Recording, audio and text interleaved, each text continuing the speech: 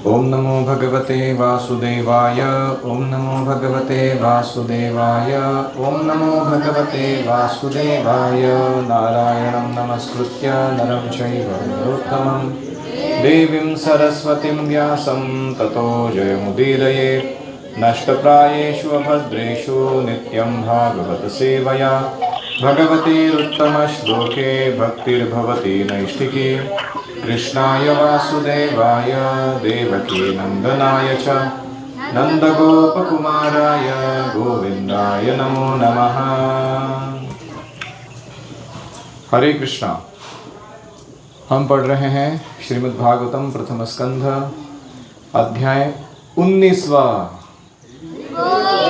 ये आखिरी अध्याय है इस स्कंध का, फिर कल से दूसरा स्कंध शुरू होगा।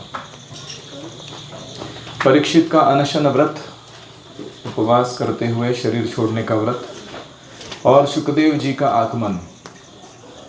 भागवत के वक्ता शुकदेव महाराज।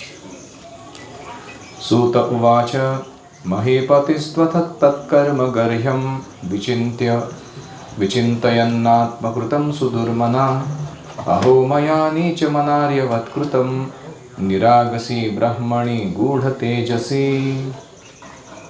सूत जी कहते हैं, राजधानी पहुंचने पर राजा परीक्षित को अपने उस निंदनीय कर्म के लिए बड़ा पश्चाताप हुआ। वे अत्यंत उदास हो गए और सोचने लगे, मैंने निरपराध एवं अपना तेज छिपाए हुए ब्राह्मण के साथ अनार्य पुरुषों के समान बड़ा नीच व्यवहार किया। क्या किया था प्रहलाद? क्या व्यवहार क्या किया था परीक्षित ने? शमीक ऋषि के गले में मरा हुआ सर्प डाला था। वो क्या कह रहे हैं इसको? अनार्य के जैसा व्यवहार। अनार्य क्या होता है? जो व्यक्ति मानवीय मूल्यों को जानता नहीं और उसके विपरीत व्यवहार करता है, जो वेद के आदेशों को पालन नहीं करता, उसको क्या कहते हैं? अनार्य। यह बड़े खेद की बात है। अवश्य ही उन महात्मा के अपमान के फलस्वरूप शीघ्र से शीघ्र मुझ पर कोई घोर विपत्ति आवेगी। यानी परीक्षित महाराज को ये पता था कि जब भी मैं गलती करता हूँ या अपराध करता हूँ तो वो रजिस्टर हो जाता है यूनिवर्सल सिस्टम में कहीं, और उसके द्वारा कोई दंड भी ज़रूर भेजा जाता है, उसको कोई टाल नहीं सकता। मुझ पर कोई घोर विपत्ति आएगी, मेरा कुछ बुरा होगा अभी। मैं भी ऐसा ही चाहता हूँ। क्या चाहता हूँ? क्योंकि ऐसी विपत्ति से मेरे पाप का प्रायश्चित्त हो जाएगा। मैंने जो पाप किया, ऐसे दुख भोगने से फिर वो नष्ट हो जाएगा, और फिर कभी मैं ऐसा काम करने का दुस्साहस नहीं करूँगा। दंड से क्या होगा? मैं वापस ये गंदा काम करने का वापस सोचूंगा भी नहीं। ब्राह्मणों की क्रोधाग्नि आज ही मेरे राज्य, सेना और भरे पूरे खजाने को जलाकर खाक कर दे, जिससे फिर कभी मुझ दुष्ट की ब्राह्मण, देवता और गौओं के प्रति ऐसी पाप बुद्धि ना हो। यानी क्षत्रिय का धर्म है कि वह ब्राह्मणों की, देवताओं की और गौ माता की ऐसी सेवा करे कि अपराध की कोई गुंजाइश ना हो। यहाँ उल्टा हुआ था, ब्राह्मण के प्रति इतना दुर्व्यवहार। वो कहते हैं सब कुछ जल के खाक हो जाए जो मेरा है, तभी मुझे सांत्वना मिलेगी कि सही दंड मिला मुझे इस अपराध के लिए। प्रभुपाद जी लिखते हैं तात्पर्य में, repentance arises in the heart of a good soul as soon as he commits mistake. जैसे ही वो गलती कर बैठता है, एक सज्जन आत्मा जो है उसके हृदय में तुरंत अनुताप, पश्चाताप उत्पन्न होता है। दुर्जन आत्मा कैसी होती है? वो मिस्टेक करता भी है, उसको कुछ चुभता भी नहीं है, ना गिल्ट ना ग्रीफ, और ऊपर से वो उस गलत काम के बारे में जस्टिफिकेशन देता है या गर्व करता है, खुद को बहुत शाना समझता है। ये दुर्जन व्यक्ति का स्वभाव है। सज्जन व्यक्ति को थोड़ा भी कुछ चुभता है, गलत काम करते हुए वो कुछ गलत कर बैठता है, तुरंत उसको चुभन होती है कि मैंने सही नहीं किया, ये इसको ठीक करना चाहिए तुरंत।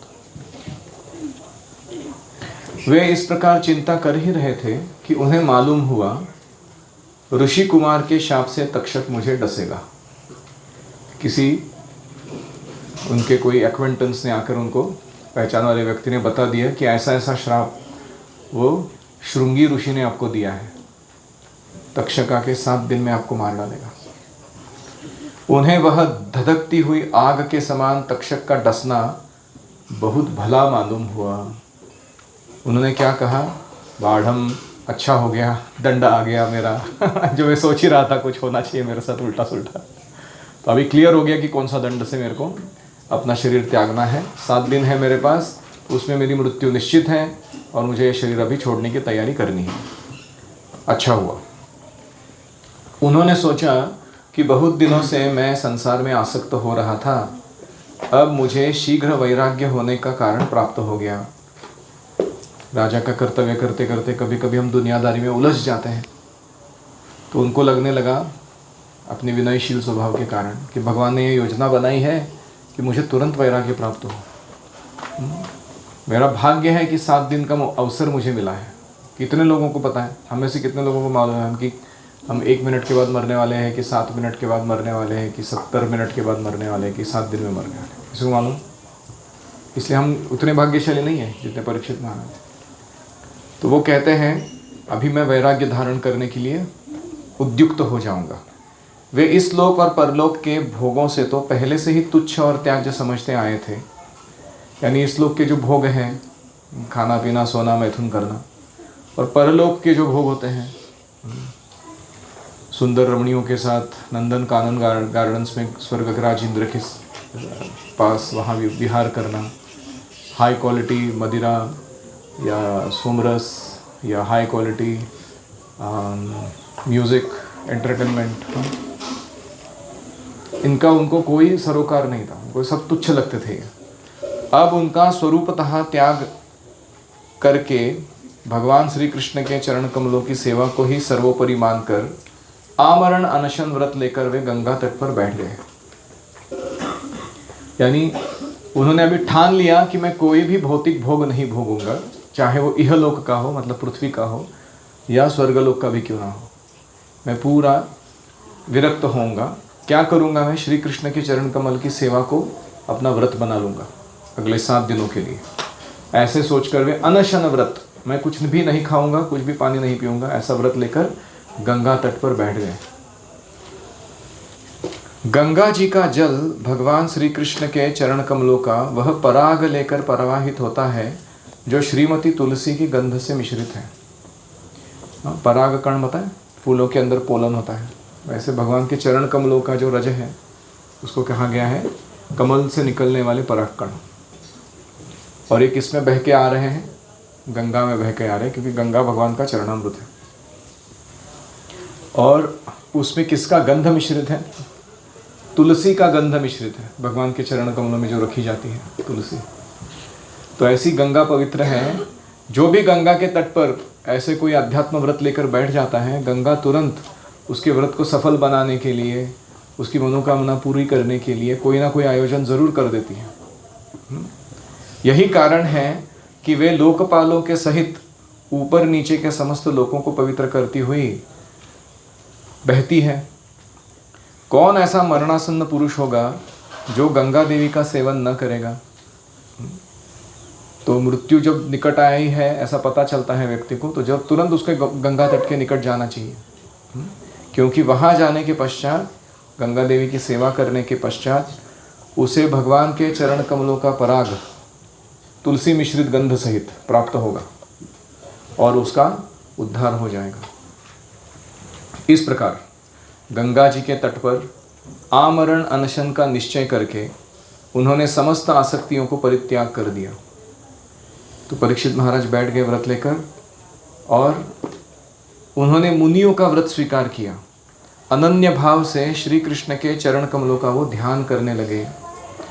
यहाँ वहाँ अपना मन नहीं भटकाने लगे कहीं, केवल और केवल कृष्ण के चरणों पर स्थिर किए। उस समय त्रिलोकी को पवित्र करने वाले बड़े बड़े महानुभाव ऋषि मुनि अपने शिष्यों के साथ वहाँ पधारे।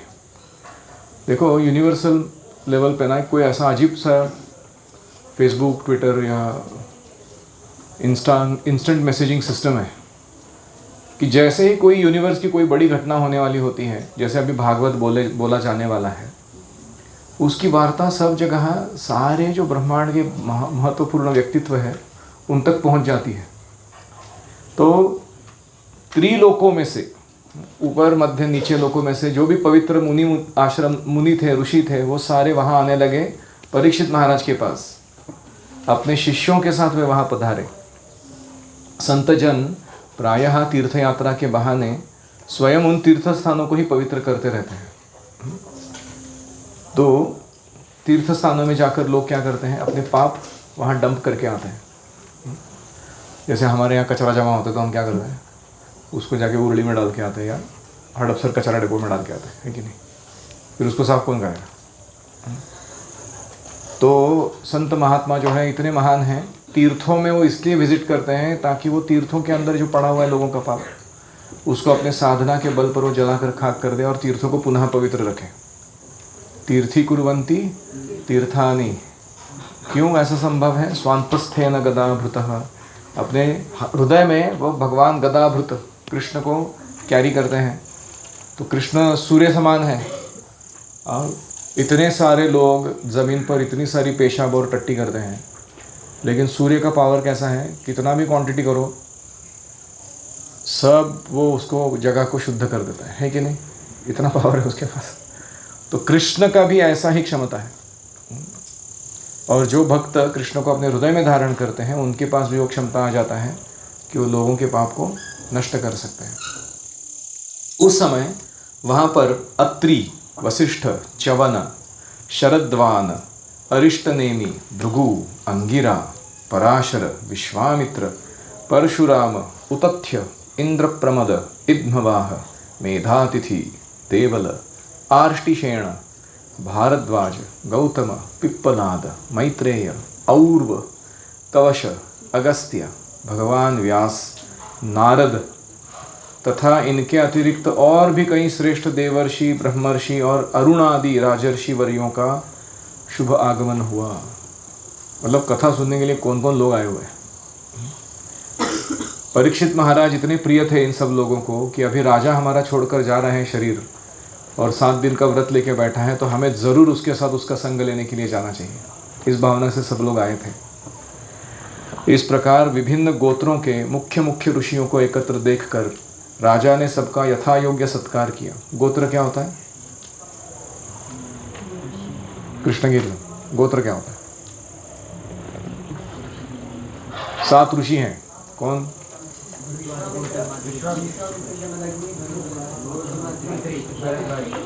ये 7 ऋषियों के द्वारा इस ब्रह्मांड में जो अलग अलग डायनेस्टीज, वंश परंपरा उत्पन्न की जाती है, तो हम में से हर एक का उनसे कहीं ना कहीं कनेक्शन है।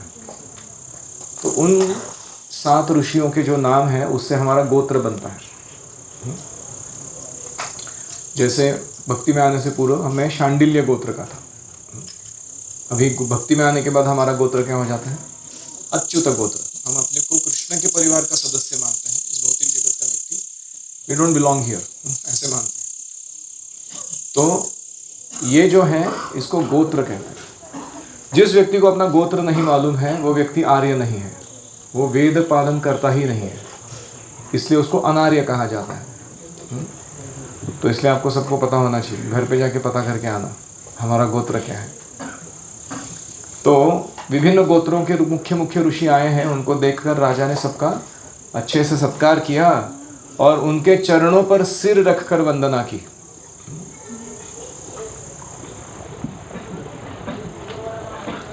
जब सब लोग आराम से अपने अपने आसनों पर बैठ गए, अभी गंगा के तट पर कौन से आसन थे मुझे नहीं पता, लेकिन राजा थे वो तो आयुर्वेद कर ही सकते थे कुछ भी। तब महाराज परीक्षित ने उन्हें फिर से प्रणाम किया, सबको बिठाया आदर सत्कार करके, फिर सबको बिठाया, प्रणाम किया। उनके सामने खड़े होकर हाथ जोड़कर शुद्ध अंजलि, हृदय अंजलि बांधकर वे जो कुछ करना चाहते थे उसे सुनाने लगे। उन्होंने अपना 7 डे प्लान बताया, मुझे क्या चाहिए जीवन में। राजा परीक्षित ने कहा कि बहुत ही सुंदर श्लोक है। अहो वयं धन्यतमा नृपाणां महत्तमानुग्रहणीयशीला राज्ञां कुलं ब्राह्मणपादशौचात् दूरात् विसृष्टं बत गर्ह्यकर्म तस्यैव मेघस्य परावरेशो व्यासक्तचित्तस्य गृहेष्वभीक्ष्णम् निर्वेदमूलो द्विजशापरूपो यत्र प्रसक्तो भयमाशु धत्ते तम्मोपयातं प्रतियन्तु विप्रा गंगा च देवी धृतचित्तमीशे द्विजोपसृष्टः कुहकस्तक्षको वा दशत्वलं गायत विष्णुगाथा पुनश्च भूयाद् भगवती अनन्ते रतिः प्रसङ्गश्च तदाश्रयेषु महत्सु यां यामुपयामि सृष्टिं मैत्र्यस्तु सर्वत्र नमो द्विजेभ्यः। तो इस प्रकार वो प्रार्थना करने लगे। वो कहते हैं अहो समस्त राजाओं में हम धन्य हैं। हम कौन है यहाँ पे? मैं परीक्षित। हम धन्य है, धन्यतम है, धन्य नहीं धन्यतम, धन्य धन्यतर धन्यतम, मोस्ट फॉर्चुनेट। क्यों? क्योंकि अपने शील स्वभाव के कारण हम आप महापुरुषों के कृपा पात्र बन गए हैं। किसी महापुरुष का कृपा पात्र बनना है मतलब कोई सुपीरियर है, उनसे आपको कृपा चाहिए, तो क्या करना होगा आपको? उनको लड्डू खिलाने होंगे, है कि नहीं? मम्मी से आया हुआ घर से प्रसाद जाके उनको घूस के रूप में देना पड़ेगा, है कि नहीं? क्या करना है? कैसे? वही तो पूछ रहा हूँ। क्या स्वभाव, क्या लिखा है वहाँ पे? शील और स्वभाव को सुधारना पड़ेगा। तो वो एक ही बार गए, उनको ऐसा ब्राइब देकर कोई कृपा नहीं प्राप्त कर सकता। आपका शील यानी आपका आंतरिक रिस्पॉन्स होता जो है ना, हृदय के अंदर क्या चलता है आपके, और स्वभाव आपका साइकोफिजिकल नेचर, ये आपको अनुकूल बनाना होगा भक्ति के लिए, तब वो आपसे प्रसन्न होंगे। यही सीक्रेट है उसका। राजवंश के लोग प्रायः निंदित कर्म करने के कारण ब्राह्मणों के चरण धोवन से दूर पड़ जाते हैं। यह कितनी खेद की बात है। वो चाहते हैं कि मैं राजर्षि हूँ, लेकिन मैं किसी ना किसी ब्राह्मण के अधीन रहकर अपना राज्य करूँ। लेकिन कभी कभी गर्व होने के कारण, इतनी सारी संपत्ति, इतना सम्मान, इतनी सुविधा मिलने के बाद कभी दिमाग भटक जाता है, तो मैं मूल का कार्य भूल जाता हूँ कि मेरे गुरुजनों को मुझे कैसे आदर देना चाहिए, उनके आश्रय में कैसे रहना चाहिए। ये बड़ी खेद की बात है। मैं भी राजा ही हूँ, निरंतर देह गेह में आसक्त रहने के कारण मैं भी पाप रूप ही हो गया हूँ, ऐसे मान रहे वो, हालांकि वो शुद्ध भक्त है। इसी से स्वयं भगवान ही ब्राह्मण के शाप के रूप में मुझ पर कृपा करने के लिए पधारे हैं। वो बहुत ही सुंदर वाक्य कहते हैं यहाँ पर कि निर्वेद मूलो द्विजशाप रूपो। भगवान क्या है? निर्वेद यानी वैराग्य किसी में उत्पन्न करना है तो उसके मूल है, रूट कॉज। और दूसरा, मुझे आसक्त देखकर भगवान ने क्या आयोजित किया? हाँ, वो स्वयं पधारे हैं मेरे जीवन में। किस रूप में? द्विजा शाप रूपो, यानी उस शाप को वो भगवान का अवतार मान रहे हैं अपने जीवन में। ऐसा कौन मानता है? तो और क्यों ऐसा आया है वो भगवान? यत्र प्रसक्तो, क्योंकि मैं इतना अटैच्ड हो गया था भौतिक जीवन से, मुझे ऐसे झटका देके निकालने की ज़रूरत थी बाहर, इसलिए भगवान ने ऐसा आयोजित किया है। हाँ, भयमाशु धत्ते। और मैं चाहता हूँ कि यह शाप वैराग्य उत्पन्न करेगा मेरे हृदय में, क्योंकि इस प्रकार के शाप से ही संसार के आसक्त पुरुष भयभीत होकर विरक्त हो जाया करते हैं। तो मुझे याद है कि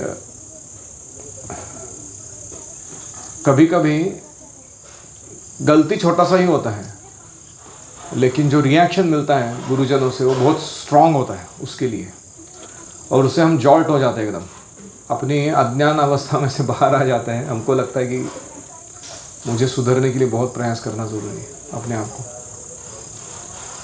तो वो जो जॉल्ट है वो कृष्ण की कृपा है। जोर का झटका धीरे से लगे, तो जोर का झटका लगना चाहिए कोई बीच बीच में। ब्राह्मणों, अब मैंने आपके चित्त को मैंने अपने चित्त को भगवान के चरणों में समर्पित कर दिया है। आप लोग और माँ गंगा जी शरणागत जानकर मुझ पर अनुग्रह करें, कृपा करें। ब्राह्मण कुमार के शाप से प्रेरित कोई दूसरा कपट से तक्षक का रूप धरकर मुझे डस ले अथवा स्वयं तक्षक आकर डस ले, इसकी मुझे तनिक भी परवाह नहीं। मतलब जिस कारण से मैं मरूंगा उसके बारे में मुझे चिंतन ही नहीं करना है। जनरली किसी को कैंसर हो जाता है, किसी को कोई रोग हो जाता है और उसको पता चलता है मैं मरने वाला हूँ, तो वो किसका चिंतन करता है? वो कृष्ण का चिंतन करता है कि कैंसर का चिंतन करता है? कैंसर का ही चिंतन करता था। वो इतना मूर्ख है व्यक्ति कि उसको लगता है कि ये कारण है, ये कारण से मैं मरने वाला हूँ, यही कारण है। ऐसे वो डर के कारण उसी का चिंतन करता रहता है जिससे वो मरने वाला है। उसके विपरीत उसको किसका चिंतन करना चाहिए? कृष्ण का चिंतन करना चाहिए, जो अमृत औषधि के समान है।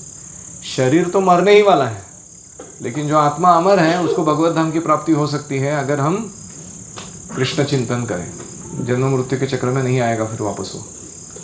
तो इसीलिए वो कहते हैं कि ये तक्षक हो या दूसरा कोई भी कारण हो, डसने के लिए आने वाला या मारने के लिए आने वाला, मुझे कोई परवाह नहीं है उसकी। आप लोग कृपा करके क्या करो, भगवान की रसमयी लीलाओं का गायन करो। अभी 7 दिन है मेरे पास, मैं इधर उधर अपना मन नहीं भटकाना चाहता हूँ। मैं आप ब्राह्मणों के चरणों में प्रणाम करके पुनः यही प्रार्थना करता हूँ कि मुझे कर्मवश चाहे जिस योनि में जन्म लेना पड़े, मुझे 3 वरदान प्राप्त हो। यानी वो ऐसा नहीं मान रहे कि मैं शुद्ध भक्त हूँ, मैं तो भगवत धाम जाने वाला हूँ। वो सोच रहे कि होगा कि मैं कर्म किया हूँ बहुत सारे भौतिक, तो मुझे पुनर्जन्म मिलेगा, लेकिन जो भी मुझे जन्म मिलेगा उसमें मुझे 3 वरदान चाहिए। अभी ध्यान से सुनो, ये 3 वरदान कौन से चाहिए, हमको भी मांगना चाहिए। ये पहला वरदान कि जिस योनि में जिस जन्म में मैं जाऊं, अगला भगवान श्री कृष्ण के चरणों में मेरा अनुराग हो। May I remain Krishna conscious wherever I go. दूसरा, भगवान के चरणाश्रित महात्माओं से मेरी विशेष प्रीति हो, यानी भक्तों के साथ मेरा संबंध जुड़ जाए और उनकी सेवा में मैं लगा रहूं। तीसरा, जगत के समस्त प्राणियों के प्रति मेरी एक सी मैत्री रहे, मतलब हम एक ही हैं, हर प्राणी के साथ हमारा आत्मीयता का संबंध है, ऐसा मित्र भाव मेरे हृदय में रहे, ऐसा आप आशीर्वाद दीजिए। तो पुनश्च भूयात, अगर मुझे पुनः जन्म लेना है तो क्या होना चाहिए? पहला, भगवती अनंते रतिही, अनंत भगवान में मेरी रति हो जाए। दूसरा, प्रसंगश्च तदाश्रयेषु, जिन्होंने भगवान का आश्रय लिया है उनके साथ मुझे संग मिलता रहे। हाँ, और तीसरा, मैत्री अस्तु सर्वत्र, मैं किसी के प्रति वैर भाव नहीं रखूं, हमेशा सबका मित्र बन सकूं। ये 3 वर वो मांगते हैं सबके सामने। महाराज परीक्षित परम धीर थे, यानी अधीर व्यक्ति नहीं थे, कुछ भी कारण हो जाए तो विचलित होने वाले। वे ऐसा दृढ़ निश्चय करके गंगा जी के दक्षिण तट पर पूर्वाग्र कुशों के आसन पर उत्तर मुख होकर बैठ गए। दिशाओं का महत्व। तो जनरली नदियों का जो तट होता है वो बहुत ही महत्वपूर्ण है। गंगा जी का दक्षिण तट, गंगा या पश्चिमी भागे हैं हम लोग, हैं इधर, तो ऐसा जगह था वो। क्या जगह का नाम है? भागवतम बोला गया, शम्याप्राश, शुकताल। तो शुकताल की जो नदी है गंगा उस समय की, वो जैसे बहती थी उसके दक्षिण तट पर वो बैठ गए और उन्होंने कुश का आसन लिया बैठने के लिए। कुश बहुत शुद्ध पवित्र माना जाता है। वो कहाँ से उत्पन्न हुआ? वो वराहदेव के बाल, जब वो हिरण्याक्ष के साथ युद्ध कर रहे थे तो उन्होंने ऐसे अपना बॉडी को पानी हिलाने, गर्भोदक सागर का पानी झटकने के लिए हिलाया युद्ध के पहले, तो उनके थोड़े बाल भी गिरे उसमें से कुशग्रास उत्पन्न हुआ, तो इसलिए उसको बहुत पवित्र माना जाता है। तो कुशग्रास के ऊपर उसके जो टोंक होता है, नोक, उसको पूर्वाग्र करके, मतलब पूर्व की दिशा में रखते हुए, और खुद उत्तर मुख होकर, मतलब ये उत्तर दिशा है, वो ऐसे बैठ गए वहाँ पर। राजकाज का भार तो उन्होंने पहले ही अपने पुत्र जन्मेजय को सौंप दिया था। जैसे ही उन्होंने सुना श्राप मिला है, हरि बोल बोल के उन्होंने अपने जन्मेजय को बुलाया, राज्याभिषेक करा दिया। बोला हरे कृष्णा, संभालो अभी तुम। एक्चुअली ये लेवल का जो हमारे राजाओं का डिटैचमेंट है ना, बहुत विशेष गुण है उनका। हाँ, यहाँ कुछ लोग हैं मरते भी तो है तो वो सीट में मरते हो, अपने कंपनी ऑफिस के या राजनीतिक जो भी उनका दल है उसके। उनका ऐसा कुछ सक्सेशन प्लानिंग दूसरों को अपना बाहर सौंपना वगैरह ऐसा मूड नहीं रहता। तो इसलिए उन्होंने सारी तैयारी कर रखी थी। पृथ्वी के एक छत्र सम्राट परीक्षित जब इस प्रकार आमरण अनशन का निश्चय करके बैठ गए, तब आकाश में स्थित देवता लोग बड़े आनंद से उनकी प्रशंसा करने लगे, पृथ्वी पर पुष्पों की वर्षा करने लगे तथा उनके नगाड़े बार बार बजने लगे। तो ये जो गणपति के सामने नगाड़े बजाने का तरीका है ना, वो थोड़ा अभी राउडी हो गया, वो विकृत और रजोगुण का भरा हुआ, लेकिन वो ओरिजिनली वहाँ से आता है कॉन्सेप्ट। किसी महान व्यक्ति को वेलकम करना है या उसको प्रोसेशन में लेकर जाना है तो ऐसे नगाड़े बजाए जाते हैं। सभी उपस्थित महर्षियों ने परीक्षित के निश्चय की प्रशंसा की। क्या निश्चय लिया है इस व्यक्ति ने कि कृष्ण का स्मरण करते हुए, कृष्ण लीला का रसपान करते हुए शरीर को छोड़ूंगा, और वो तक्षक हो या भक्षक हो, कुछ भी हो, कोई फर्क नहीं पड़ता मुझे। फिर उन्होंने साधु साधु कहकर उन्हें अनुमोदन दिया, कहा कि बहुत सही किया आपने अपने जीवन के साथ। ऋषि लोग तो स्वभाव से ही लोगों पर अनुग्रह की वर्षा करते हैं। यही नहीं, उनकी सारी शक्ति लोक पर कृपा करने के लिए ही होती है। इंटरेस्टिंग लाइन है वो। यानी ऋषि मुनि बनना इतना आसान नहीं है। कौन सा श्लोक है भगवद गीता का जो कहता है कि ऋषि जो है वो दूसरों के बारे में हमेशा सोचता है और दूसरों पर कृपा करता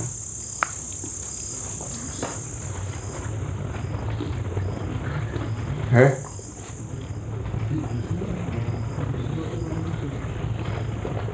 ठीक है, होमवर्क ढूंढ के लाओ। यही नहीं, उनकी सारी शक्ति लोगों पर कृपा करने के लिए होती है। मतलब वो जितनी भी अपनी साधना करते हैं, तपोबल से तेज बढ़ाते हैं अपना, वो किस पे खर्च करते हैं? वो परोपकार में खर्च करते हैं। ऐसा कौन सेल्फलेस व्यक्ति होगा जो स्वयं के आध्यात्मिक जीवन के फलों को दूसरों को फ्री में बांटेगा? तो ऐसा उनका स्वभाव होता है। हम कहते हैं ना, पिबंती नद्यः स्वयं एव नाम्भः। नदी अपना खुद का जल कभी नहीं पीती, फुकड़ में बांट देती है। स्वयं न खादंती फलानि वृक्षः।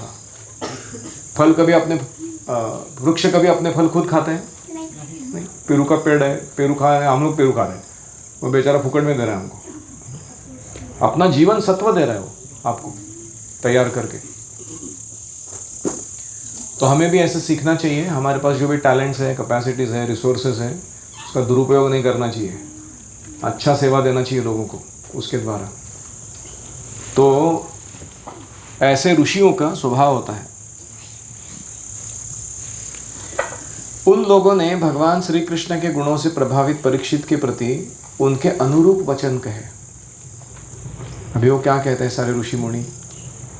एक कहते हैं, हे राजर्षि शिरोमणि, मतलब सारे राजर्षियों में श्रेष्ठ, भगवान श्री कृष्ण के सेवक और अनुयायी आप पांडु वंशियों के लिए यह कोई आश्चर्य की बात नहीं कि आप ऐसे व्रत ले रहे हो, ऐसे भगवान का सेवा के लिए आगे आ रहे हो, क्योंकि आप लोगों ने भगवान की सन्निधि प्राप्त करने की आकांक्षा से उस राज सिंहासन का एक क्षण में ही परित्याग कर दिया जिसकी सेवा बड़े बड़े राजा अपने मुकुटों से करते हैं। हस्तिनापुर का साम्राज्य जो पूरे पृथ्वी का शासन चलाता हो, जिस पर जो राजा बैठा है, जिसके सामने बाकी छोटे मोटे राजा आके अपने मुकुट रगड़ते हैं, जिसको पाने के लिए उस सिंहासन को सबकी इच्छा है, उसको ये लोग एक क्षण में छोड़ रहे हैं। क्यों? क्योंकि या तो कृष्ण चले गए थे भगवत धाम, इसलिए युधिष्ठिर महाराज ने छोड़ दिया। अभी श्राप मिलने की वार्ता समझ में आते ही प्रायश्चित्त के रूप में कि मैंने उस मुनि का क्यों अपकार किया, इन्होंने त्याग दिया परीक्षित महाराज ने। हम सब तब तक यहीं रहेंगे जब तक ये भगवान के परम भक्त परीक्षित अपने नश्वर शरीर को छोड़कर माया दोष और शोक से रहित भगवत धाम में नहीं चले जाते। तो ऋषि मुनियों ने भी ठान लिया हम लोग भी बैठने वाले इधर ही। और बैठने का मतलब ये नहीं है कि उनको सबको मालपुआ संडे फीस्ट इनको कुछ मिलने वाला है उधर। उसका अर्थ ये होता है कि वो भी वही व्रत धारण कर रहे जो राजा लिया हुआ है। तो उन्होंने ठान लिया सबने कि हम इसका भगवत धाम जाने तक, इसको सहायता के रूप में हो या हमें इनका संग प्राप्त हो इसलिए हो, इधर ही बैठेंगे, हम जाएंगे नहीं कहीं भी। हमें भी ये करना चाहिए। अगर हमारा कोई भक्त मित्र शरीर छोड़ने की स्थिति में हो तो हमें उसका साथ निभाना चाहिए जब तक वो भगवत धाम नहीं पहुंच जाता। जैसे परम पूज्य राधानाथ महाराज किसके लिए किए थे? भक्ति तीर्थ महाराज के लिए किए थे। और परम पूज्य ईश्वरपुरी किसके लिए किए थे? माधवेंद्रपुरी जी के लिए किए थे, अपने गुरु के लिए। तो ये बहुत महत्वपूर्ण गुण है। कभी कभी हमारे कैसा रहता है, हमको जब पता चलता है कि कोई मरणासन्न है तो हम तो पहले जाना ही टालते हैं, बोलते क्या करेंगे उधर जाके बातें, सब रोना धोना होएगा। या फिर कोई मर गया है वो पता चलता है तो हम बोलते हैं फिर एग्जैक्टली कितने टाइम पे है वो रिचुअल, उसी टाइम जाता हूँ, मुंह दिखा के वापस चला जाता हूँ। ये कोई वैष्णव कल्चर है ये? तो इसलिए मरणासन्न व्यक्ति को या मरणोपरांत हमें समय देना चाहिए, क्योंकि हम जितना भक्ति उन्मुख सुकृति ऐड कर सकते हैं उससे उनका अगर कुछ भला हो जाए तो वो हमारा सेवा रहेगा उनके लिए।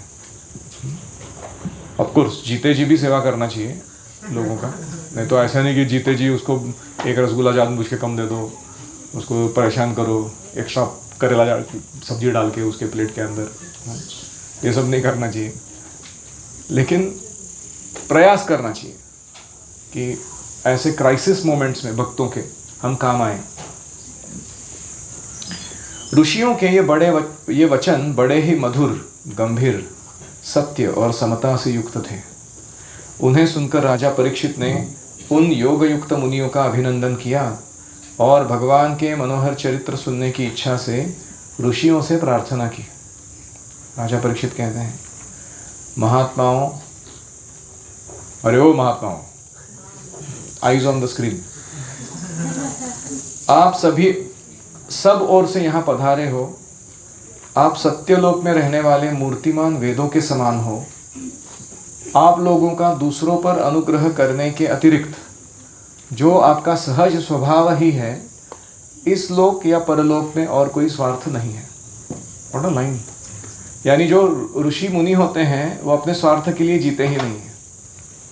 वो उनका सहज स्वभाव है कि केवल वो दूसरों पर अनुग्रह करने के लिए जीते हैं। तव कथामृतम तप्त जीवनम कविभिरीडितम कल्मषापहम श्रवण मंगलम श्रीमदाततम भुवि गृणन्ति ये भूरिदा जनः। मतलब भगवान के भक्त, मोस्ट मैग्नानिमस सोल्स, वो भगवान की जो तव कथामृतम, भगवान की कथामृत है, उसको बांटने के लिए इस जगत में रहते हैं। उनका दूसरा कोई स्वार्थ नहीं है यहाँ रहते समय।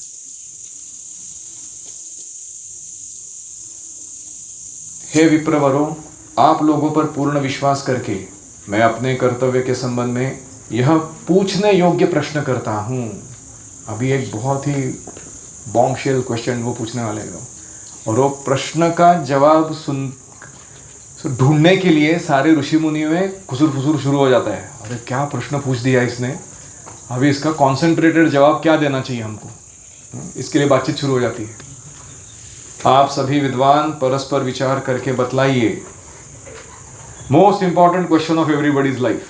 सुनना चाहते हैं आप? सबके लिए सब अवस्थाओं में और विशेष करके थोड़े ही समय में मरने वाले पुरुषों के लिए अंतःकरण और शरीर से करने योग्य विशुद्ध कर्म कौन सा है? What a question. What is the ultimate duty of a man while living? And what is the ultimate duty of a man who is just about to die? और ये दोनों प्रश्नों का उत्तर एक ही है, ऐसा नहीं कि अलग अलग अल्टीमेट ड्यूटी है।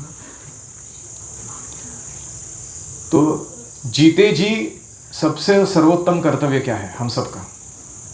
और जब हम मरणासन्न हैं उस समय क्या कर्तव्य निभाना चाहिए हमको, जो सबसे बेस्ट है, क्या कार्य करें हम जो हमको सबसे बेस्ट लाभ करा दे। समझ में आया प्रश्न? तो ये प्रश्न हम संस्कृत में देखते हैं। ततश्च वह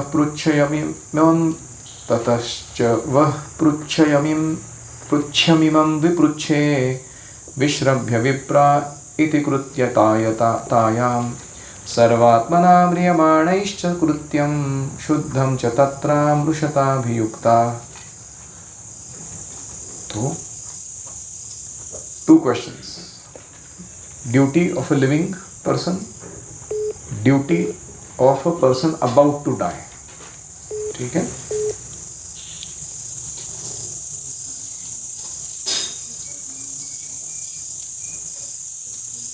अभी ये जब उन्होंने प्रश्न पूछा तो वहां जमा हुए थे सारे ऋषि मुनिगण, उनके अंदर खुसुर चर्चा शुरू हो गई। इसका एब्सोल्यूट जवाब कौन दे सकता है, फर्स्ट क्लास एकदम, क्योंकि वहाँ हर प्रकार के ऋषि मुनि थे। हाँ, कोई कर्म योगी थे, ज्ञान योगी थे, अष्टांग योगी थे, कोई भक्ति योगी थे, और हर एक का अपना अपना रवैया था। व्हाट इज अल्टीमेट, है कि नहीं? तो परस्पर चर्चा में निर्णय नहीं हो रहे थे। और साथ में जिनको पता था, जैसे नारद है, व्यासदेव है, बहुत सारे महान ऋषि हैं, वो चाहते थे कि इसका क्रेडिट किसको मिले? हाँ, जो आने वाला व्यक्ति है अभी इसके बाद वो चाहते थे कि हम उनके मुख से सुने इसका जवाब। तो इसलिए वे कुछ बोल ही नहीं रहे थे। उसी समय पृथ्वी पर स्वेच्छा से विचरण करते हुए किसी की कोई अपेक्षा न रखने वाले व्यासनंदन भगवान श्री सुखदेव जी महाराज वहाँ प्रकट हो गए। स्वेच्छा से विचरण करना मतलब क्या है? उनका ऐसा कुछ डेली प्लानिंग नहीं रहता था, आइटिनरी कि आज मैं इधर जाऊंगा, फिर इनसे दक्षिणा कलेक्ट करूंगा, फिर उधर जाऊंगा, फंड रेजिंग हो गया, अभी इधर प्रसाद के लिए उनके घर पे जाऊंगा ऐसा कुछ प्लानिंग नहीं करते थे वो। स्वच्छंद विचरण करते थे।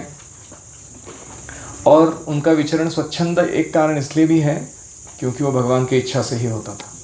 जहाँ भगवान उनको भेजना चाहे उसी जगह पर वो पहुँच जाते। तो अभी भगवान ने उनको कहाँ भेजा? परीक्षित के पास। वे वर्ण और आश्रम के बाह्य चिन्हों से रहित थे। उनको देख के समझ में नहीं आता था ये ब्राह्मण है, क्षत्रिय, वैश्य है, शूद्र है, कौन है ये? ब्रह्मचारी है, गृहस्थ है, वानप्रस्थ है, सन्यासी है, कौन है? वो समझ में नहीं आता था। इसको कहते हैं बाह्य लक्षणों से रहित। एवं वे आत्मानुभूति में संतुष्ट थे। अपने ही आत्मा के स्तर का जो आनंद है, आध्यात्मिक आनंद, उसमें रमण करते थे। बच्चों और स्त्रियों ने उन्हें घेर रखा था। जैसे कभी किसी गांव में कोई अजीब हाथी या कोई अजीब ऐसा प्राणी आ जाता है तो सबसे पहले उसका सांभार चौकशी म्हणतात त्याला मराठी, वो करने के लिए कौन लोग जाते हैं? बच्चे और स्त्रियां हैं। उनको ये सब इसमें बहुत रस रहता है, वो काम करने। तो ऐसे ही सुखदेव गोस्वामी जब एंट्री मारते हैं तो उन सबको लग रहा है कि कौन विचित्र प्रकार का ये येड़े जैसा व्यक्ति आया हुआ है। हाँ, तो उनका जिज्ञासा शांति करने के लिए वो सब लोग इनके बाजू बाजू मंडरा रहे हैं। कुछ लोग उनको छेड़ रहे हैं, कुछ लोग उनका मजाक उड़ा रहे हैं, कुछ लोग उनके ऊपर पत्थर मार रहे हैं, धूल मिट्टी फेंक रहे हैं, कुछ भी कर रहे हैं उनको। और ये उन्मत्त जड़वत मूकवत कोई रिस्पॉन्स नहीं दे रहे उनको, वो अपने ही आत्मानंद में चल रहे। सुखदेव महाराज, उनका वेश अवधूत का था। अवधूत मतलब सोशल कस्टम्स फॉलो न करने वाला व्यक्ति। 16 वर्ष की अवस्था थी, यानी बहुत तरुण थे। चरण, हाथ, जंघा, भुजाएं, कंधे, कपोल और अन्य सब अंग अत्यंत सुकुमार थे, कोमल थे। नेत्र बड़े बड़े थे और बहुत मनोहर थे। नासिका कुछ ऊंची थी, कान बराबर थे, सम। सुंदर भौहें थी। इनसे मुख बड़ा ही शोभायमान हो रहा था। गला तो मानो सुंदर शंख ही था, त्रिवली वाला। हंसली ढकी हुई, हंसली क्या होता है? छाती का जो बरगड़ है। छाती चौड़ी थी, उभरी हुई थी। नाभि भंवर के समान गहरी थी। आपने देखा लेक में कभी कभी ऐसे डीप, क्या बोलते हैं उसको, भंवरा बन जाता है बलपूल जैसा, तो नाभि वैसा था उनका। उदर बड़ा ही सुंदर था और त्रिवली से युक्त था, उसमें भी 3 फोल्ड्स थे। लंबी लंबी भुजाएं थी, मुख पर घुंघराले बाल बिखरे हुए थे। इस दिगंबर वेश में, यानी उन्होंने कुछ कपड़े पहने ही नहीं थे, दिशाओं को जिन्होंने अपना वस्त्र बनाया है, दिक अंबर, अंबर मतलब वस्त्र, दिक मतलब दिशाएं। तो इस वेश में वे श्रेष्ठ देवता के समान तेजस्वी जान पड़ रहे थे, दिखने में बहुत तेजस्वी थे सुखदेव गोस्वामी। श्याम रंग था, कृष्ण के जैसा ही वर्ण था उनका। चित्त को चुराने वाली भरी जवानी थी उनके पास, बहुत यौवन था उनके अंदर। वे शरीर की छटा और मधुर मुस्कान से स्त्रियों को सदा ही मनोहर जान पड़ते थे। यद्यपि उन्होंने अपने तेज को छिपा कर रखा था, फिर भी उनके लक्षण जानने वाले मुनियों ने उन्हें पहचान लिया। वे सब के सब अपने अपने आसन छोड़कर उनके सम्मान के लिए उठ खड़े हुए। मतलब इतने बड़े बुजुर्ग हुए वो, कुछ कुछ ऋषि मुनि तो ऐसे लाखों करोड़ों वर्ष पुराने हैं मतलब उम्र में, और ये 16 साल के लड़के के लिए उठ के खड़े हो रहे हो कि महाराज आए हैं, सुखदेव महाराज। तो राजा परीक्षित ने अतिथि रूप से पधारे हुए श्री सुखदेव जी को सिर झुकाकर प्रणाम किया और उनकी पूजा की। उनके स्वरूप को न जानने वाले बच्चे और स्त्रियां उनकी यह महिमा देखकर वहां से लौट गए, क्योंकि उन्हें पता चला अरे हमारा राजा इसका वर्शिप कर रहा है, हम तो पंगा तो नहीं ले रहे इनसे, कौन है ये व्यक्ति। सबके द्वारा सम्मानित होकर श्री सुखदेव जी श्रेष्ठ आसन पर विराजमान हुए। सबने उनको कहा कि सर्वश्रेष्ठ आसन पर आप विराजमान हो जाइए। ग्रह नक्षत्र ताराओं से घिरे हुए चंद्रमा के समान ब्रह्मर्षि, देवर्षि, राजर्षियों के समूह से आवृत्त श्री सुखदेव जी अत्यंत शोभायमान हुए, बहुत सुंदर दिखने लगे। वास्तव में वे महात्माओं के भी आदरणीय थे। हाँ, सुखदेव गोस्वामी कौन है? वो राधा रानी के तोते हैं आध्यात्मिक जगत में, तो उनका अपना स्वरूप स्थिति कुछ अलग ही है। जब प्रखर बुद्धि श्री सुखदेव जी शांत भाव से बैठ गए, तब भगवान के परम भक्त परीक्षित ने उनके समीप आकर और उनके चरणों पर सिर रखकर प्रणाम किया। What a system of hearing Bhagavatam. फिर खड़े होकर हाथ जोड़कर नमस्कार किया। उसके पश्चात बड़ी मधुर वाणी से उनसे पूछा। परीक्षित ने कहा, ब्रह्म स्वरूप भगवान, आज हम बड़भागी हुए, मतलब हमारा भाग्य खुल गया, क्योंकि अपराधी क्षत्रिय होने पर भी हमें संत समागम का अधिकारी समझा गया। इतना अपराध किया है मैंने क्षत्रिय के रूप में, फिर भी आपने मेरे को अपना एसोसिएशन देने के लिए चुन लिया।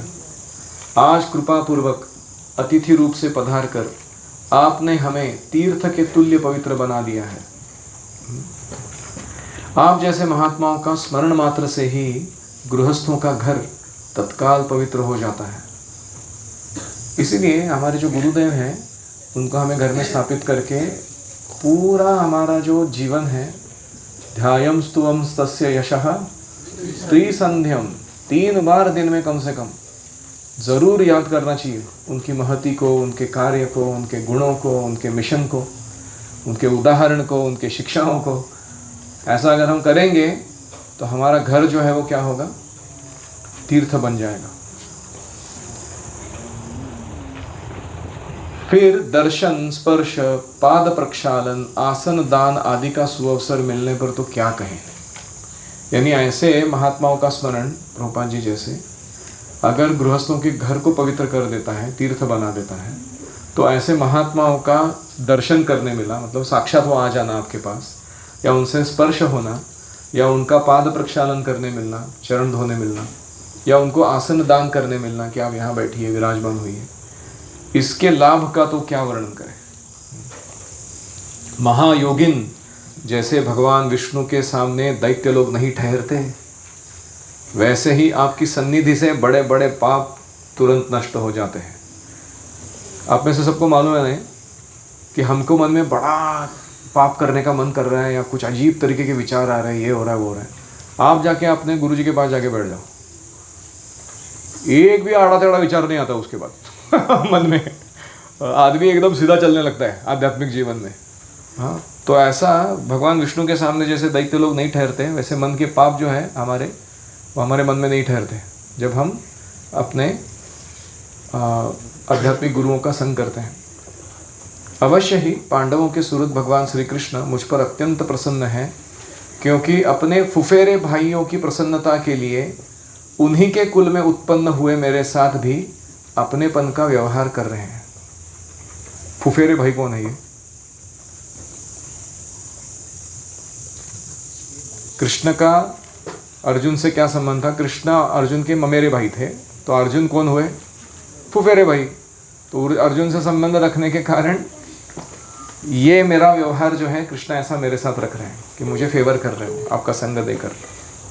भगवान श्री कृष्ण की कृपा न होती तो आप सरीखे एकांत वनवासी अव्यक्त गति परम सिद्ध पुरुष स्वयं पधार कर इस मृत्यु के समय हम जैसे प्राकृत मनुष्यों को क्यों दर्शन देते? एक तो सुखदेव गोस्वामी वनवासी है, एकांत में रहना पसंद करते हैं, शहरों में भटकने आते नहीं हो। दूसरा अव्यक्त गति, मतलब वो कहाँ जाने वाले हैं, कहाँ से आए, कहाँ जाने वाले, वो कुछ किसी को पता ही नहीं चलता वो। और वे परम सिद्ध पुरुष है, उनको कोई भौतिक चीज़ की ज़रूरत ही नहीं है।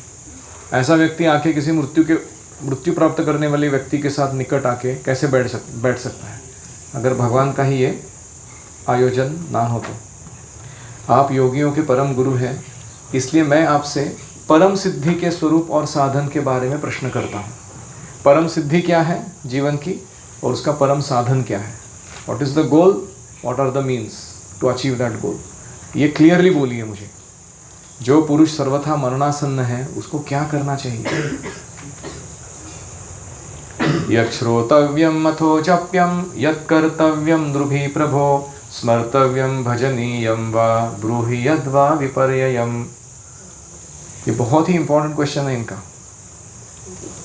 हे भगवान, साथ ही यह बतलाइए कि मनुष्य मात्र को क्या करना चाहिए, किसका श्रवण करना चाहिए, किसका जप करना चाहिए, किसका स्मरण करना चाहिए, किसका भजन करना चाहिए, किसका त्याग करना चाहिए।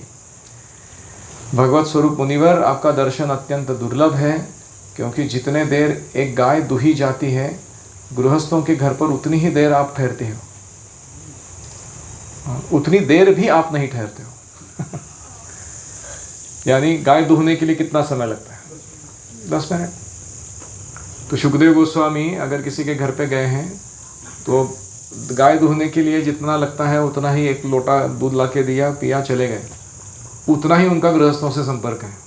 बाकी उनको कोई इंटरेस्ट नहीं उनके साथ रहने में, और वो इसलिए उनके संपर्क में है ताकि उनके ऊपर ही अनुग्रह करे, कुछ भगवान के बारे में बोले या उनको भक्ति की विधि सिखा दे, फिर चले जाए।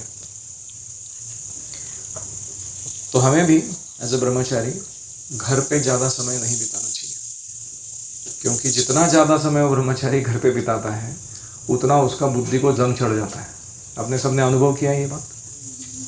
बहुत विरला ऐसे घर हैं जहाँ के माता पिता इतने कड़क हैं अध्यात्म जीवन में कि वो बच्चा वहाँ जाके अपना स्वर्ण शार्प करके आता है घर पे बुद्धि का। ज़्यादातर घर ऐसे हैं, सारे निठल्ले, आलसी और गलत संस्कार लेकर वापस आते हैं गुरुकुल आते समय। तो इसलिए ब्रह्मचारी जीवन का व्रत है ये, गुरु जी के सानिध्य में रहने का। अभी मम्मी के सानिध्य हो गया ना, 8 साल हुआ कि नहीं हुआ? 0 से लेके 8 वर्ष तक क्या किया तुमने? Mummy mummy mummy mummy. हाँ, उसके अगले 8 साल क्या करना है? गुरुजी गुरुजी गुरुजी गुरुजी।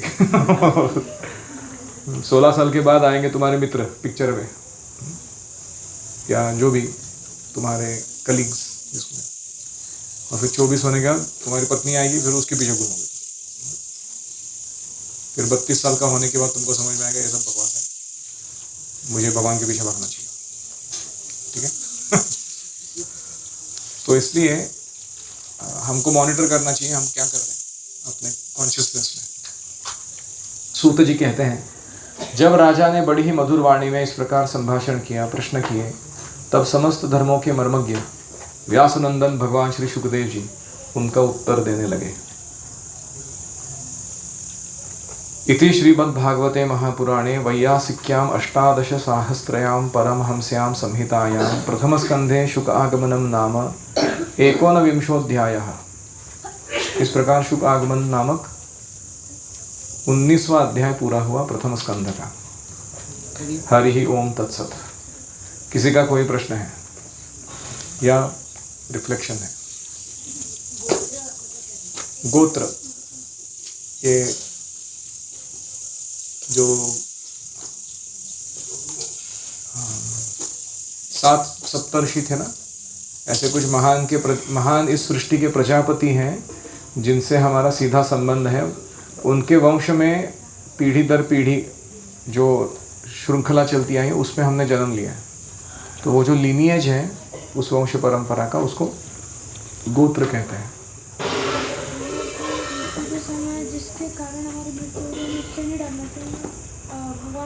करेक्ट। हमारी मृत्यु जिस किसी से भी आने वाली हो, उस कारण से हमें डरते नहीं बैठना चाहिए। किसी की कुंडली में लिखा रहता है इसको पानी से डर है, इसको ऊंचाई से डर है, हाँ, इसको सांप से डर है, इसको छिपकली से डर है, पता नहीं क्या। लेकिन हम क्या उसका चिंतन करते बैठे फोबिया लेके, कि हमारी चिंतन शक्ति को हम भगवान में लगाए। उन लोगों का तात्पर्य जिन्हें अपना मृत्यु पता है, क्योंकि वो लोग अपना हाँ करेक्ट। हमको पता नहीं है ना हमारा मृत्यु कब है, इसलिए हम इतना उछल कूद कर रहे हैं माया की कठपुतली बनकर।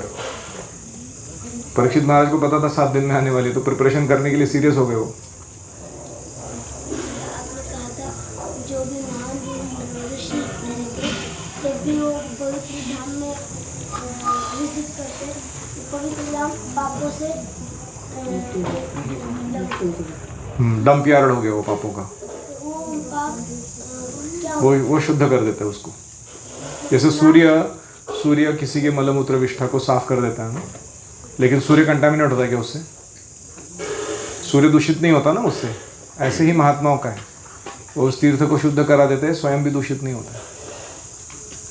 सुखदेव जी जैसे राजा रानी के कहते थे, वैसे राजा रानी के जितने प्राणी हैं वो भी अवतार लेकर आ सकते हैं। आते होंगे, पता नहीं मुझे। यस। बोला कि तीनों लोकों में से ऋषि है, तो लोअर प्लैनेट कौन से ऋषि रहते हैं? लोअर प्लैनेट कौन से ऋषि रहते हैं? वही वामन देव एक पता है मुझे, जो लोअर प्लैनेट में है। वो स्वयं भगवान ही है, लेकिन दिखने में तो एक ब्रह्मचारी हो। शुक्राचार्य हो सकते हैं। असुरों के भी गुरु होते हैं। यस। अगर हमारे मन में कभी कुछ गलत विचार हो रहे होंगे तो हमें हायर एसोसिएशन, हायर डिवोटी से संग लेंगे तो विचार चलेंगे। करेक्ट। मन में जो पाप बैठा है, अपराध बैठा है, गलत इच्छाएं बैठी है,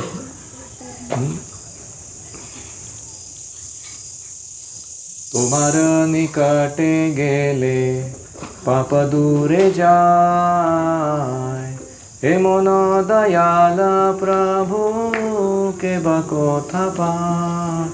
गंगा में स्नान करने के बाद पाप दूर चला जाता है, और प्रभुपाद जैसे महान व्यक्ति के निकटे, मतलब अभी तक संग नहीं किया है, सिर्फ दर्शन प्राप्त किया है, तो ही पाप दूर चला जाता है। यस। हमें किसी से डरना नहीं चाहिए। क्यों? मृत्यु तो कैसे ना कैसे आने ही वाली है, तो डरना क्या? ऐसे हमें 2 चीज़ से डरना चाहिए। एक है अपने गुरु की अप्रसन्नता से, वी शुड नेवर डिस्प्लीज अवर गुरु, उससे डरना चाहिए। और दूसरा है माया से। तो माया बहुत शक्तिशाली है। मेरा कभी भी चटनी, इडली, पाउडर सब कुछ बना सकती हो, पंगा नहीं लेना है। अपना आध्यात्मिक जीवन मेरे को आजीवन पालन करना है, ये डर रहना चाहिए। ठीक है, बाकी चीज़ों से नहीं डरा चलेगा। परसों हमने देखा कि विदुर जी ने कैसे धृतराष्ट्र को गाइडेंस देके उनका डिटेच कर दिया। कल देखा कि युधिष्ठिर महाराज जी कैसे डिटेच होके चले गए। तो जब हम सेवा करते हैं या फिर कुछ भी फैमिली या फिर अपने सर्कल में जो भी लोग हैं उनसे डिटेच होकर एक्चुअली सेवा करने का फल ही यह है कि कृष्ण में आसक्ति बढ़ेगी, और जो जिनके प्रति हम आसक्त थे भौतिक रूप से, वो आसक्ति चली जाएगी। हम आध्यात्मिक रूप से उनके प्रति स्नेह दिखाएंगे, लेकिन उनसे आसक्त नहीं रहेंगे हम लोग। We will be affectionate but not attached. हम स्नेह ज़रूर देंगे लेकिन आसक्त नहीं रहेंगे उनके साथ। क्वेश्चन है ultimate duty of a living man और अल्टीमेट ड्यूटी ऑफ अ मरने के। अच्छा, इनको उत्तर सुनने का बड़ा उतावला हो रहा है वो, कि वो अल्टीमेट ड्यूटी है क्या, वो तो बोला ही नहीं आपने। इतना महान प्रश्न बता दिया लेकिन उसका जवाब नहीं दिया। तस्मात् भारत सर्वात्मा भगवान ईश्वरो हरिः श्रोतव्यः कीर्तितव्यश्च स्मर्तव्यश्चेच्छता भयम्। ये उसका उत्तर है, वो आगे आएगा, अभी तुरंत आने वाला है। तस्मात् भारत है वो परीक्षित को कह रहे हो। सर्वात्मा भगवान ईश्वर हरिः, 4 विशेषण से भगवान को पुकारा जा रहा है। सबके हृदय में बैठे हैं सर्वात्मा, भगवान सारे ऐश्वर्यों से युक्त, ईश्वर सबके नियंत्रक, एंड हरि ही सबका अमंगल छीनने वाले। ऐसे भगवान को हमें क्या करना चाहिए? श्रोतव्य, सुनना चाहिए, कीर्तितव्य, उनके बारे में बड़बड़ करनी चाहिए, स्मर्तव्य, उनके बारे में स्मरण करना चाहिए, उनको सेवितव्य, उनकी सेवा करनी चाहिए। ये लिविंग के टाइम में और मरने के टाइम में, दोनों टाइम में हमारा परम कर्तव्य है। ठीक है? प्रश्न पूछना, रिफ्लेक्शन नहीं चाहिए मुझे। Ask, raise hand if you have a question. प्रश्न है तो ही हाथ खड़ा कीजिए। श्रृंगी ने अपने वाली श्रृंगी के अंदर कली घुस गया, उसको बोला कि 7 दिन में कली की महाराज मर गए, भगवत चले जाएगी। तो फिर 7 दिन क्यों घुसी? वो कली बोल सकता है कि 1 दिन में, 2 मिनट में, 3 मिनट में। देखो, ये पूरी जो लीला है ना, परीक्षित का शापित होना, ये भगवान के भी इच्छा अनुसार चल रही है। बाकी सब इसमें इंस्ट्रूमेंट के रूप में काम कर रहे हो, इंक्लूडिंग कलियुग। वो श्रृंगी हो, परीक्षित हो, शमीक ऋषि हो, उनको प्यास लगना हो, या वो तक्षक का स्टोरी हो, वो सब कुछ कृष्ण का आयोजन है। जैसे भगवान को युद्ध करने की इच्छा हुई तो उन्होंने क्या आयोजित किया? चतुष्कुमार दरवाजे पे आए वैकुंठ के और जय विजय को श्राप दे दे। फिर वो आके कौन बने? हाँ, हिरण्यकशिपु, हिरण्याक्ष, रावण, कुंभकर्ण, वो सब बने ना। तो इसलिए इस लीला को दोनों दृष्टि से देखा जाना चाहिए। लौकिक दृष्टि से देखना चाहिए कि हमें कैसा व्यवहार नहीं करना है, और आध्यात्मिक दृष्टि से देखना चाहिए कि भगवान कैसे अपनी लीलाओं को संपन्न करा रहे हैं। ये लोग गलत नहीं है, क्योंकि वो भगवान की इच्छा अनुसार कार्य कर रहे हैं।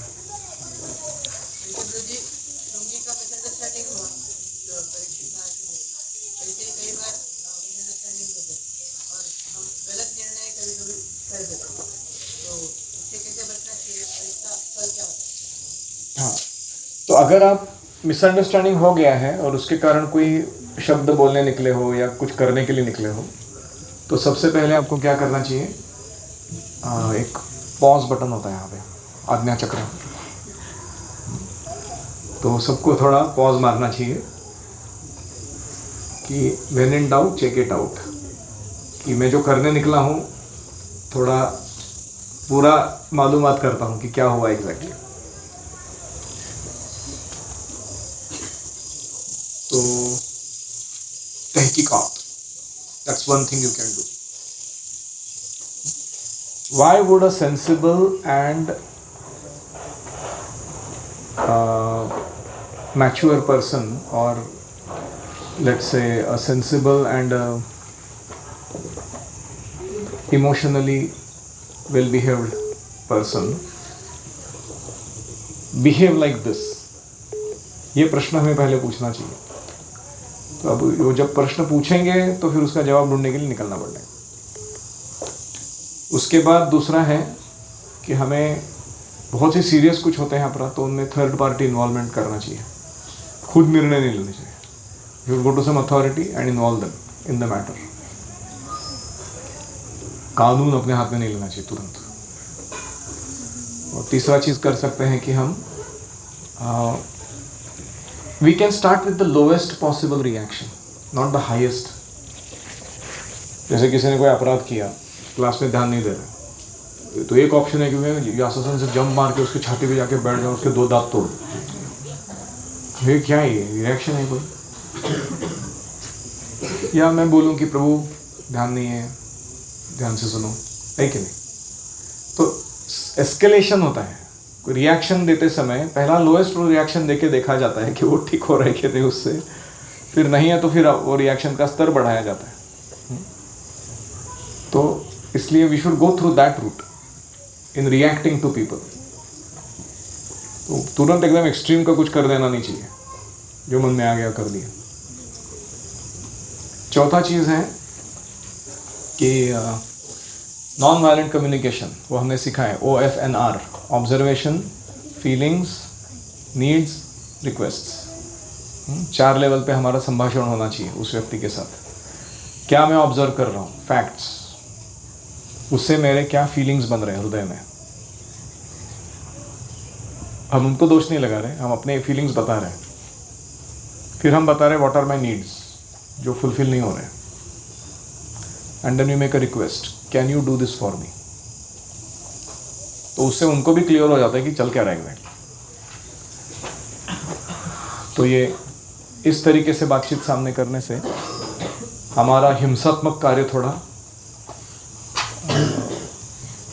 शांत और प्रभावी बन सकता है। मैंने देखा था कि भक्तों के बीच पे हिंसक इतना नहीं होता, लेकिन बाहर के लोग ऐसे राइटली बोलने पे तुरंत समझते नहीं, उनको चिल्लाने पे समझता है। क्रोध उनका वो बाहर निकालती है पूरा, और ये सब चीज़ें उनको समझ। तो कुत्ता आपको अगर काटता है तो क्या कुत्ते को आपको काटना चाहिए? नहीं, वो कुत्ता कुत्ता है ना, आपको क्यों उसको काटना है? आप मनुष्य जैसा व्यवहार करो। और कोई?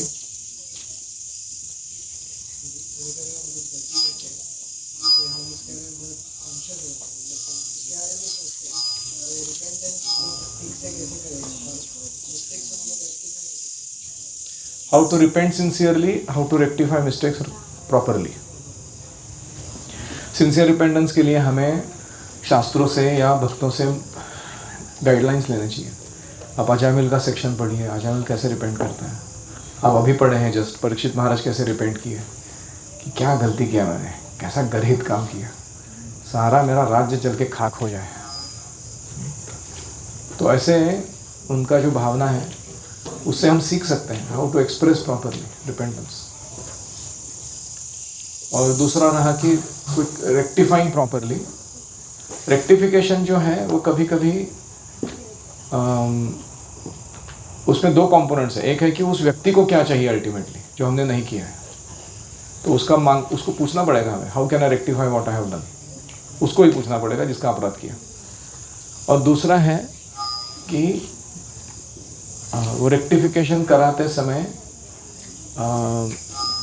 हमारा जो आंतरिक स्थिति है, we are paying for the mistake that we have done, वो भी कभी ऐसे डिस्टेस्टफुल या जिसको कहते हैं ग्रजपूर्वकम नहीं होना चाहिए। भुगतना पड़ रहा है मेरे को गलती के लिए, खुशी से कर देना चाहिए वो चीज़। तो that is right type of rectification. ठीक है। ओम हरे कृष्णा कृष्णा कृष्णा हरे हरे, हरे राम राम राम हरे हरे, हरि ओम तत्सत्। श्रील प्रभुपाद की जय। ग्रंथराज श्रीमद् भागवतम की जय। गौर प्रेमानंदे।